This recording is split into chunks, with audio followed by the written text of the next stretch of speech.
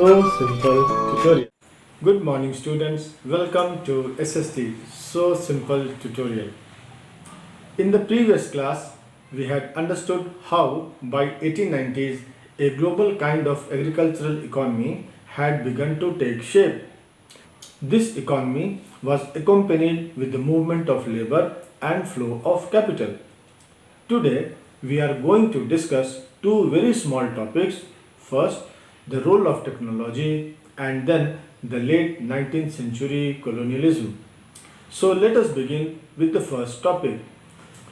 Technology or new inventions like railways, steamships, telegraphs, etc., had a great impact on the transformation of the 19th century. In this topic, we will see the role of technology on food availability. Among the different areas of technology, we will pick up two. First, transport technology and the refrigeration technology. As far as transport is concerned, faster railways, lighter wagons and large ships, they helped move food more quickly and cheaply from faraway farms to final markets.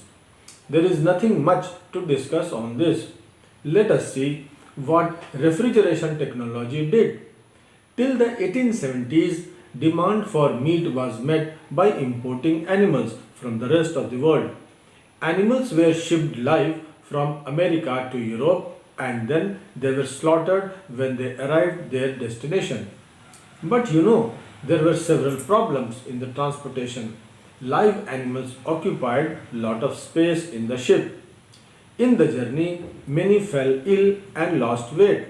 Many others died or became unfit to eat. That is why eating meat was considered an expensive luxury and thus beyond the reach of the poor in Europe. Since the prices were high, hence demand was also less. But things changed with the development of refrigeration technology. Refrigerated ships enabled the transport of perishable foods over long distances. Now it was not required to import live animals. Animals were now slaughtered at the starting point and then transported as frozen meat. This reduced the shipping costs and thus lowered meat prices in Europe. So the poor people who depended on bread and potatoes could now afford to have meat in their diet. You can see figure 8.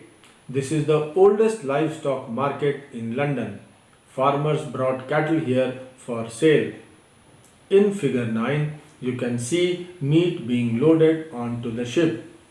So students, this is how technology impacted on food availability. Let us now move on to the next small topic, late 19th century colonialism. In this topic, we will see how along with expansion of trade, there was also an expansion in colonialism taking place. From the late 1870s till the early 1900s, Western Europe followed a policy of imperialism called New Imperialism.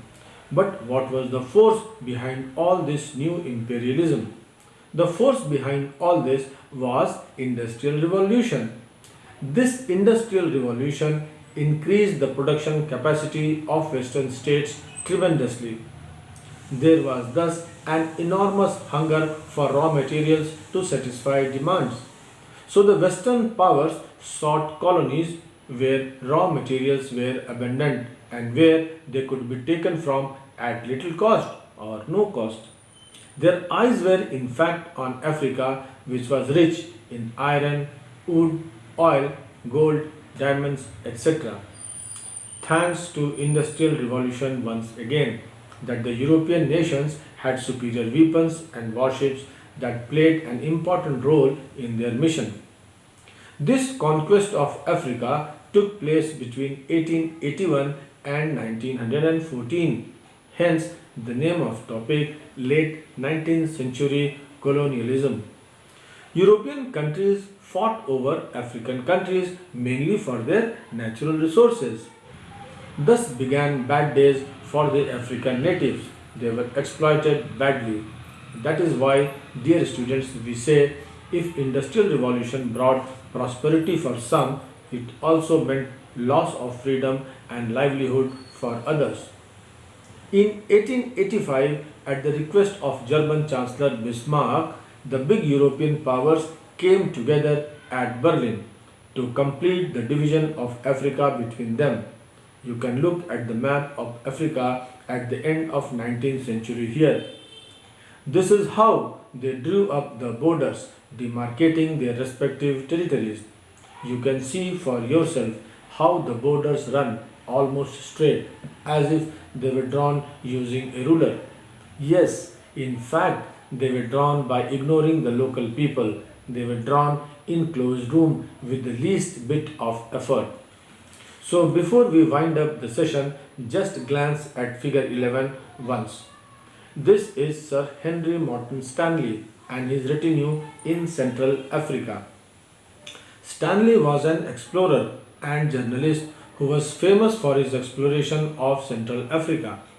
He was sent on the expedition by the New York Herald. Like other European and American explorers of the time, Stanley went with arms, mobilized local hunters, warriors, and laborers to help him. Then he fought with local tribes, investigated African terrains, and mapped different regions. These explorations actually helped the conquest of Africa. Okay. So by the end of 19th century, a significant part of Africa had been colonized by mainly seven European powers: Britain, France, Germany, Belgium, Spain, Portugal, and Italy. Belgium and Germany became new colonial powers. The US also became a colonial power later on by taking some colonies held earlier by Spain. That is all for today. I hope you have understood the topic nicely. Time for probable questions now. 1. Describe the role of technology in transformation of the world in the 19th century. Explain with examples. 2. What problems were faced in transporting food over long distances till 1870s? 3. Explain three benefits of refrigerated ships. 4. Why did big powers meet in Berlin in 1885? So now it is your time to read your textbook and prepare answer to these questions.